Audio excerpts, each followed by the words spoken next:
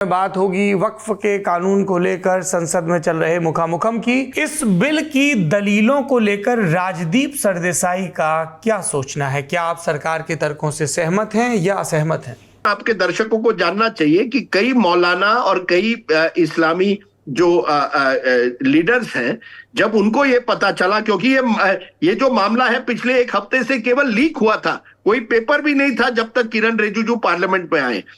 चंद्रबाबू नायडू से आंध्र प्रदेश में कई मुस्लिम नेता जाकर मिले। अब उन नेताओं से एक अच्छी रिलेशनशिप है जब वो आंध्र के मुख्यमंत्री हुआ करते थे हैदराबाद में, और उन लीडर ने कहा कि कम से कम अगर आप ये वक्फ बोर्ड का कानून पार्लियामेंट में ला रहे हैं तो इसमें हमसे तो कंसल्टेशन कीजिए, बगैर कंसल्टेशन से मत कीजिए, क्योंकि फिर वही होगा जो सीए के समय हुआ था। लोगों का विरोध होगा, ये हिंदू मुस्लिम इशू बनेगा, लोग रास्ते पर आएंगे।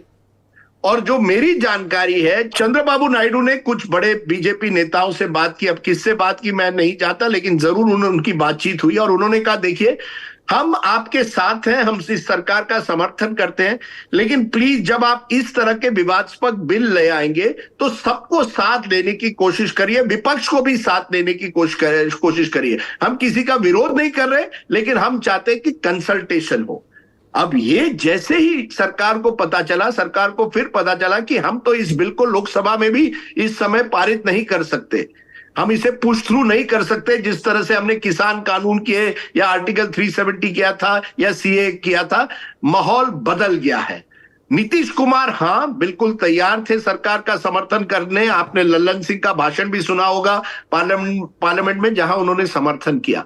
लेकिन जो बाकी जो सहयोगी दल थे, फिर चिराग पासवान भी हो, लेकिन विशेषतर चंद्रबाबू नायडू, उन्होंने कहा नहीं हो सकता है, क्योंकि आज की तारीख में जब आप इस तरह का कानून लाते हैं, आप एक ऐसे माहौल में ला रहे हैं जहां आपके पास एक भी मुस्लिम सांसद नहीं है भाजपा का, जहां आपने मुस्लिम मेजॉरिटी स्टेट को यूनियन टेरिटरी बनाया था, जहां आपने कोई ऐसा ठोस कदम नहीं उठाया जिससे मुस्लिम समाज में विश्वास हो कि वाकई सबका साथ, सबका विश्वास, सबका विकास हो रहा है। वहां हेमंत बिस्वा शर्मा कुछ असम में बोल रहे हैं, योगी आदित्यनाथ कह रहे हैं कि हम लव जिहाद का कानून और मजबूत करेंगे, हम बुलडोजर की राजनीति से नहीं हटेंगे। तो ऐसे माहौल में बड़ा आसान होता है किसी भी मुद्दे को एक हिंदू मुस्लिम दिशा में लेकर जाने। तो अगर आप वाकई रिफॉर्म भी करना चाहें, जो होना चाहिए वक्फ बोर्ड में, कई लोग कहते हैं कुछ ना कुछ तो रिफॉर्म होना चाहिए,